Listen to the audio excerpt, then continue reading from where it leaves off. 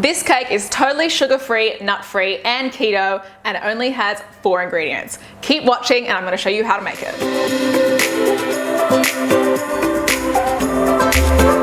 Hey guys, welcome to Lush Eats. I'm your host, Liv Kaplan. I'm a nutritionist, foodie, and sugar-free dessert queen. In this series, I'm going to show you how to make some of my favorite sugar-free Lush desserts. So don't forget to like and subscribe because you never know when your next favorite recipe is going to hit your kitchen. You all begged me for my 4-ingredient chocolate fudge cake, so that's what we're making today. It's totally sugar-free, gluten-free, and nut-free.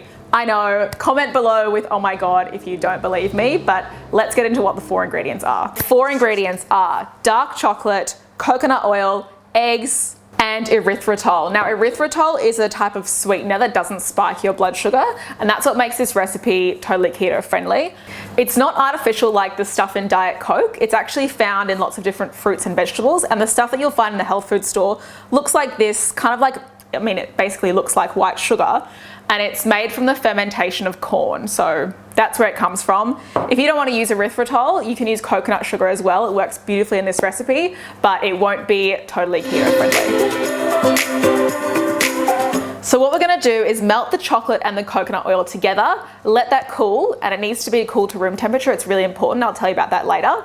And then we're going to separate the eggs into the yolks and the whites. And this is where the rise comes from. So it takes a little bit of time and effort, but I promise it's worth it. We're going to whisk the egg whites so they're light and fluffy. Then we're going to gently fold all the ingredients together. And that's what's going to help us bake this chocolate cake.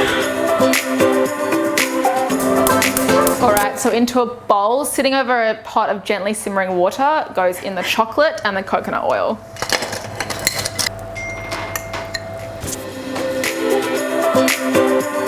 Alright, now I'm going to separate these eggs into yolks and whites. There's a few different ways you can do it. I tend to just sort of do it through my fingers.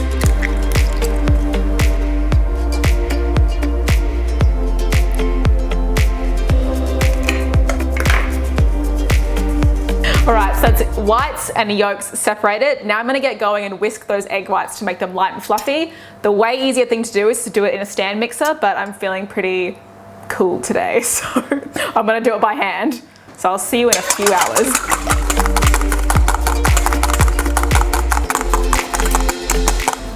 All right, so your eggs will look something like this, nice and fluffy, and then we're going to whisk in the erythritol in about 3 different batches. I was feeling cool and I needed a bicep workout, so hand whisked it is.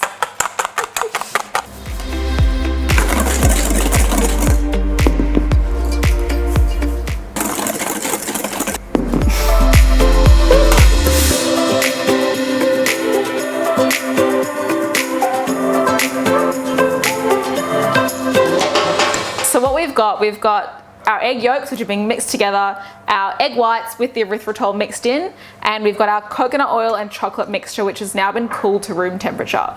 So what we're going to do now is put the chocolate in the egg yolks, and this is why it needs to be at room temperature, because if it's not, it will cook your eggs and then the cake won't work. So in we go. Alright, so next we're going to fold in the egg whites in 3 different batches. Now this is where you need to be delicate because you want the air bubbles to stay in the mixture, so you don't want to mix like crazy.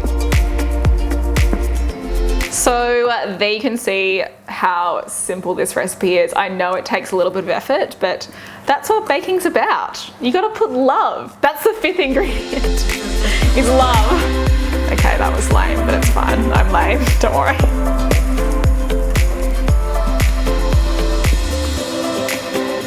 So I want you to mix it until it's just combined, where you've got none of the white left and none of the dark chocolate. It should be all one color like this. All right, so into the lime tin.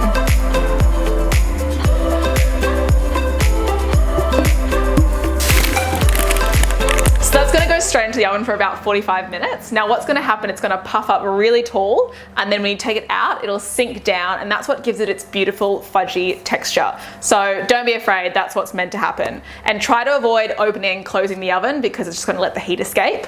In fact, just leave it closed and let it do its magic. All right, so that's it, our beautiful chocolate cake. Now I'm just gonna top it with some fresh berries. It's really all it needs when you've got such beautiful recipes.